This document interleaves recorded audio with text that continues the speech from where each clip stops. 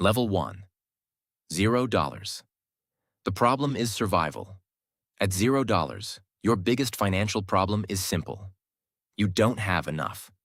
Not enough savings, not enough room, not enough time to recover from a mistake. Your paycheck arrives and disappears. Rent takes some. Food takes some. Bills take some. Debt takes the rest. Then one unexpected expense appears. A broken car, a medical bill, a lost paycheck. And suddenly, a small problem becomes a financial crisis. At this level, people often think the solution is earning more. And sometimes it is. But the first goal isn't becoming rich. It's creating breathing room. Even a small emergency fund can change the game.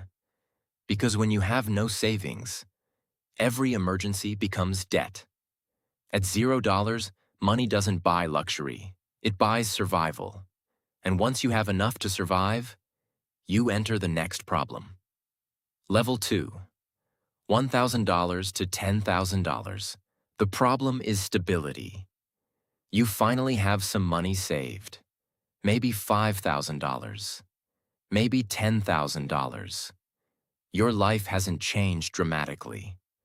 But your anxiety has. A broken phone doesn't ruin your month. A car repair doesn't immediately become a credit card balance. You have a buffer. But now comes a new problem. What should you do with the money? Keep it in cash, invest it, pay off debt, save for a house, increase retirement contributions? This is where many people make their first big mistake. They become impatient. They want their $10,000 to become $100,000 quickly. So they chase risky stocks, crypto, options, whatever is trending. But the first serious lesson of wealth is simple. Don't risk money you still need. Your first job is to build stability. Your second is to make your money productive. Level 3. $10,000 to $100,000. The problem is patience. Now your money is invested. You have stocks, retirement accounts, maybe some real estate, maybe a business. And then the market drops 10%, 20%, maybe more. Suddenly, the money you worked years to build is disappearing on a screen. This is where people discover the real enemy of investing. It's not always the market. It's your own emotions. You buy when everyone is excited. You panic when everyone is afraid. You sell at the worst possible moment. Then watch the market recover without you. At this level, wealth is mostly a game of patience. You don't need to predict every market move. You need a strategy you can actually stick with. Because compounding doesn't reward the person who constantly interrupts it. It rewards the person who gives it time. And eventually, your portfolio becomes large enough that another problem appears. Level 4. $100,000 to $1 million. The problem is risk.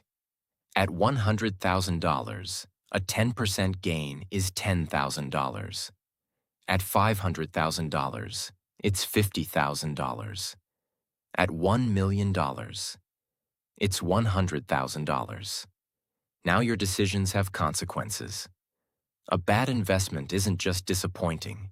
It can erase years of progress. So you start thinking differently. Diversification matters. Taxes matter. Fees matter. Asset allocation matters. And suddenly, the question isn't, how much can I make? It's, how much can I afford to lose? That's a major turning point, because when you're building wealth, you can afford to take some risks. But when you're protecting wealth, survival becomes more important than excitement. And then you finally reach $1 million. Everyone calls you rich. But your next problem is something they don't see. Level 5. $1 million to $5 million. The problem is lifestyle. You're officially a millionaire, But here's the strange part. You can still become broke. Not because your investments disappear, because your lifestyle grows faster than your wealth. A bigger house, a more expensive car, private schools, luxury vacations, more subscriptions, more employees, more insurance, more taxes. Suddenly, your $1 million isn't producing freedom. It's supporting a lifestyle. That's why some people with $5 million feel financially comfortable, while others with $2 million feel trapped. The number in your portfolio isn't enough. You have to control what leaves it. Financial rule. Don't ask only, how much money do I have? Ask, how much does my life cost? Because the cheaper your lifestyle is relative to your wealth, the more freedom your wealth creates. And once you cross $5 million, money itself becomes less of a problem. Something else becomes expensive. Level 6. $5 million to $10 million. The problem is time. At $5 million, you can afford many things, but you can't buy more hours. So wealthy people start spending money differently. They hire people.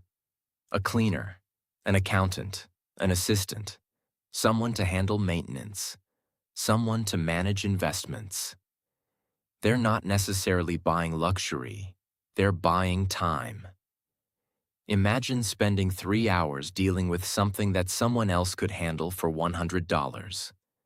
You saved $100, but spent 3 hours of your life. That's when wealth changes the question. You stop asking, can I afford this? And start asking, is this worth my time? But buying back time creates another problem. When you have more free time, you need to decide what to do with it. And that's where wealth gets psychologically complicated, because money can remove financial stress without automatically giving you purpose. Then you reach $10 million. And suddenly, your biggest problem may not be time. It may be people. Level 7. $10 million to $25 million. The problem is trust. At $10 million, money changes your social environment. People know you have it. Business opportunities start appearing. Investment offers, partnerships, people asking for loans, friends with great ideas, people who suddenly want to reconnect. And you start wondering, do they like me, or do they like what I can do for them? That's a problem money can't easily solve. You can hire an accountant, you can hire a lawyer, you can hire an investment manager, but you can't outsource trust completely. That's why wealthy people become selective about who gets access to them. And the more wealth you accumulate, the more important privacy becomes. But eventually, even managing your own wealth becomes difficult. Level 8. $25 million to $50 million. The problem is complexity. At $25 million, your financial life can become a small organization. Accountants, lawyers, investment managers, tax specialists, estate planners, insurance professionals, different accounts, different assets, different businesses, different countries or jurisdictions in some cases. Your money isn't sitting in one bank account. It's everywhere. And complexity creates risk. One missed tax issue, one bad partnership, one poorly structured investment, one lawsuit, one careless decision, and millions can be affected. So at this level, wealth becomes less about finding opportunities and more about building systems. You don't need to chase every investment. You need a structure that keeps working even when you're not paying attention. And then you reach $50 million. Now you have a different problem. Level 9. $50 million to $100 million. The problem is purpose. At $50 million, you can buy almost anything you realistically need. Another house? You already have one. Another car? You already have several. Another vacation? You can take one whenever you want.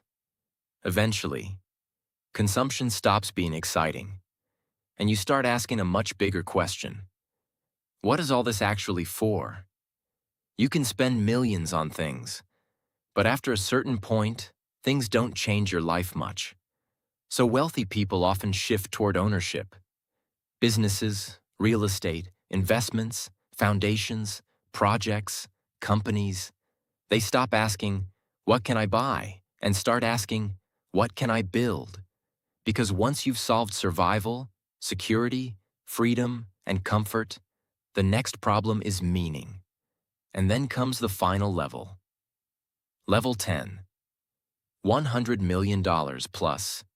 The problem is control. At $100 million, money itself isn't really the problem anymore. Your capital can generate millions. Your assets can grow. Your businesses can create cash flow. Your investments can work without you. But now, every decision is magnified. Where should the capital go? Which businesses should you own? What risks are worth taking? Who should manage the assets? What happens to the wealth after you're gone? You aren't just managing money anymore. You're managing a financial ecosystem. And the strange part? The problems never disappeared. They simply changed. At $0, you're worried about making it through the month. At $10,000, you're worried about building stability. At $100,000, you're worried about market risk. At $1 million, you're worried about lifestyle inflation. At $10 million, you're worried about trust. At $25 million, you're worried about complexity. At $50 million, you're worried about purpose. And at $100 million, you're worried about control. But there's one problem that every level of wealth shares: time. You can have $100, or $100,000, or $100 million. The clock doesn't care. Everyone gets the same 24 hours. And that's why the ultimate goal of wealth shouldn't be simply becoming richer. It should be reaching a point where money stops deciding how you live. Because at the bottom, you work because you have to. In the middle, you work because you want more. And at the top, the question becomes, what is worth doing at all? Maybe that's the real wealth ladder. Not going from poor to rich, but going from survival to security to freedom to control. And perhaps the biggest financial mistake isn't having too little money. It's spending your entire life chasing more, without ever deciding what enough actually means. This is wealth magic, where money isn't just about getting rich. It's about understanding what changes when you do.